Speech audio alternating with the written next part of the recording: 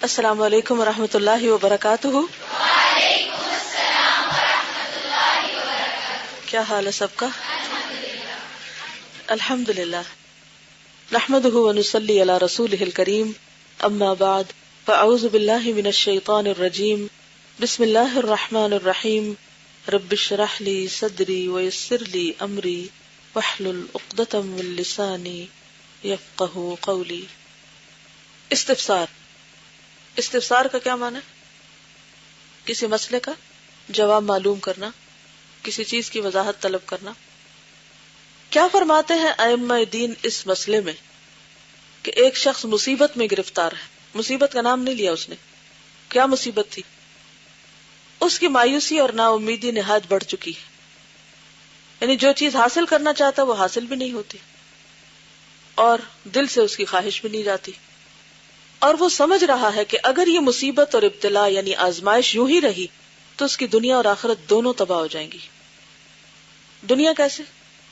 کہ جس چیز کے پیچھے وہ بھاگ رہا ہے وہ بھی ملنے والی نہیں، مل سکتی نہیں، کیونکہ بعض اوقات ایسا بھی ہوتا ہے نا کہ انسان کا دل کسی ایسی چیز میں اٹک جاتا ہے جو اس کے لیے ہے ہی نہیں، اور پھر وہ اپنے دل کو بھی نہیں سمجھا پاتا، وہ درد بھی نہیں ختم ہوتا۔ اب اس کی وجہ سے کیا ہوتا ہے؟ کیونکہ ایسا غم اور ایک ایسی بیماری لگ جاتی ہے جو انسان کی اعلیٰ صلاحیتیں چھین لیتی ہے اور انسان زندگی میں کچھ کرنے کے قابل نہیں ہوتا۔ اب مثلا اس کو نماز پڑھنی ہے تو نماز میں دل نہیں لگ رہا، کسی کی خدمت کرنی ہے تو اس میں دل نہیں لگ رہا، پڑھائی ہے وہ تو بالکل ہی ایک طرف ہو گئی، تو انسان دنیا کا بھی نہیں رہتا، اور پھر دین اور آخرت وہ بھی داؤ پہ۔ عقل سمجھ رہی ہوتی ہے کہ جو میں کر رہا ہوں وہ غلط ہے، یہ صحیح نہیں، لیکن پھر بھی مرض اتنا شدید ہے کہ چھٹکارا ممکن نہیں، انتہائی مشکل ہے۔ بعض اوقات لوگ لوگوں سے بھی ڈرتے ہیں کیونکہ لوگوں کو پتہ چل گیا تو بڑی بےزتی ہوگی، ماں باپ کو پتہ چل گیا تو کیا ہوگا، جان سے مار دیں گے، یا اور بھی دنیا کے کئی نقصان انسان کے سامنے آتے ہیں۔ آپ نے دیکھو کہ کئی لڑکیاں اس مرض کا شکار ہو کر گھروں سے نکل جاتی ہیں، اور کئی بھاگی ہوئی لڑکیاں نہ آگے کی نہ پیچھے کی۔ آپ نے بھی کئی ایک کہانیاں سنی ہوگی، مار ڈالا جاتا ہے ان کو، نہ ان کا کوئی جنازہ، نہ ان کو کوئی قبر بعض اوقات نصیب ہوتی، بعض اوقات مار کے جلا بھی ڈالتے ہیں۔ کیا سے کیا آفات آتی، دنیا بھی گئی آخرت بھی گئی۔ کئی شادی شدہ خواتین اس مصیبت کا شکار ہو جاتی، ادھر بچے ہیں، ادھر شوہر ہے، اور ادھر دل کہیں اور اٹکا ہوا ہے۔ اب اگر اپنے بچوں کو چھوڑے تو ان کا مستقبل برباد، خاندان بھر کی بے عزتی، اپنی ذلت۔ تو ایک چیز کو چھوڑنا زیادہ آسان ہے بنسبت اس کے کہ ہر چیز چھوڑ دی جائے صرف ایک کی خاطر۔ تو بعض لوگ اس مصیبت میں مبتلا ہو کر اس حد تک مجبور ہو جاتے کہ ہر چیز چھوڑ دیتے، مال، گھر، رشتہ دار، والدین، اولاد، شوہر، عزت، دولت، اور کیا حاصل کرنا چاہتے؟ خیالی دنیا کی کوئی ایک ایسی چیز کہ جو ان ساری نعمتوں کا بدل نہیں ہے، کسی ایک انسان کا حصول جس کی وہ ویلیو اور وہ قیمت ہے ہی نہیں، وہ کچھ بھی نہیں دے سکتا۔ تو نتیجہ کیا ہوتا ہے؟ پھر بھی کیا کسی ایسے انسان کے دل کو آسانی سے سمجھایا جا سکتا ہے؟ آپ نے دیکھا ہوگا کہ جو لوگ اس مصیبت کا شکار ہوتے ہیں ان کو ایک سمجھا رہا ہے، دوسرا سمجھا رہا ہے، ایک ڈانٹ ڈپٹ کر رہا ہے، کوئی کچھ کر رہا ہے، کوئی کچھ کر رہا ہے۔ پچھلے دنوں کوئی خاتون ایک بچی کو لے کر آئی، اس بچی نے پہلے ایک خط لکھا مجھے، اور اس خط میں اس نے اسی مسئلے کا ذکر کیا ہوا تھا۔ کیونکہ 14 سال کی بچی تھی، ماں باپ کہیں اور رہ رہے تھے، اور پیچھے سے کسی لڑکے نے اس کو ورگلا لیا اور خفیہ نکاح بھی کر لیا، ماں باپ کو پتہ نہیں۔ ماں باپ جہاں کہیں اور رشتہ کرنے لگے تو وہ مانی ہی نہ لڑکی۔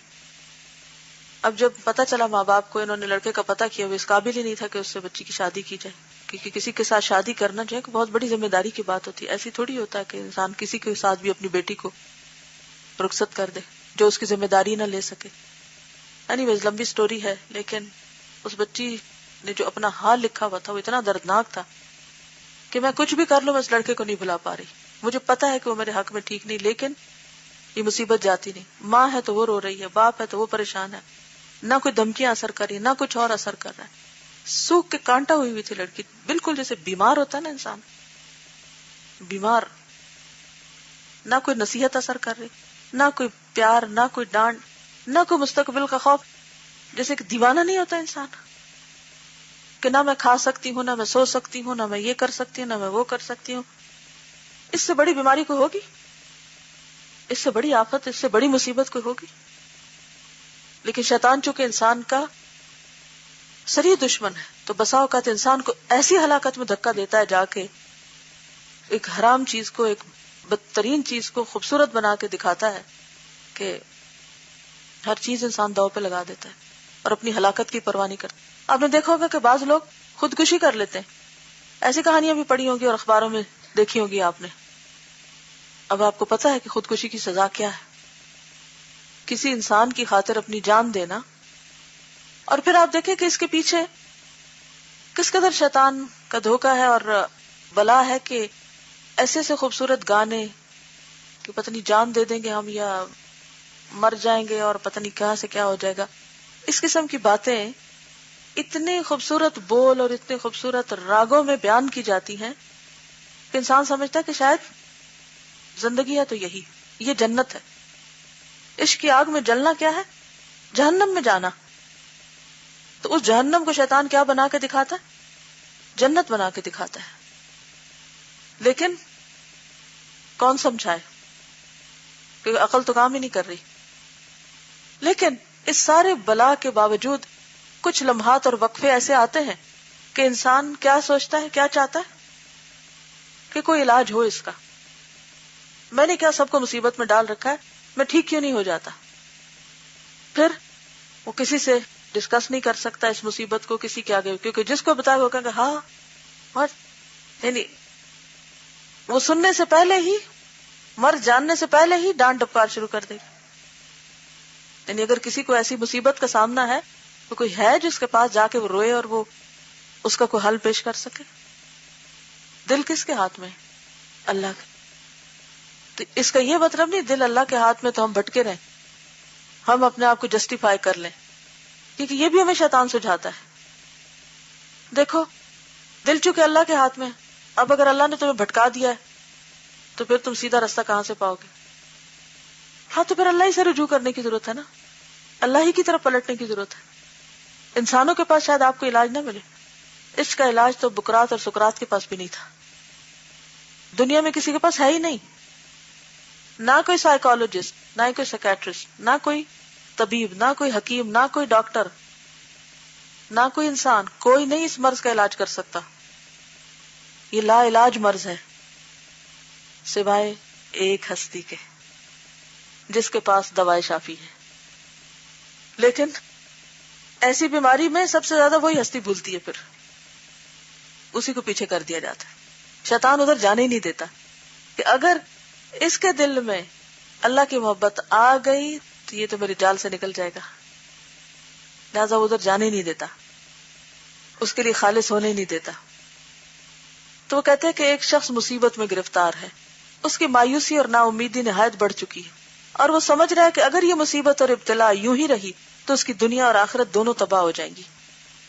اس مصیبت اور ابتلا کے دفعیے کے لیے یعنی دور کرنے کے لیے یعنی ہر قسم کی کوشش اور طریقے آزمائے جا چکے ہیں، لیکن یہ کسی طرح دور ہوتی نظر نہیں آتی بلکہ اس میں اضافہ ہی ہوتا جا رہا ہے. یہ بھی ایک اور مصیبت کہ مرض بڑھتا گیا جو دوا کی. یہ بھی اسی مرض کے لیے شعر ہے.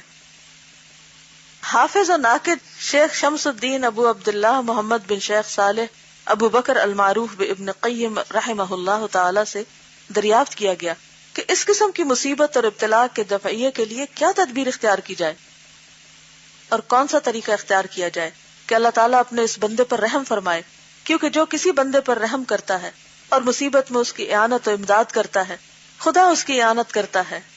افتونا مأجورین، پڑھیے اس کو. کیا مطلب؟ جواب دیجیے ہم کو، اجر پائیں گے، یعنی اللہ آپ کو اجر دے گا. جزاک اللہ، ہی مطلب یہ مأجور یعنی جس کو اجر دیا جائے. جزاکم اللہ خیرا. سبحانک اللہم وبحمدک نشہد ان لا الہ الا انت نستغفرک ونتوب الیک. السلام علیکم ورحمۃ اللہ وبرکاتہ.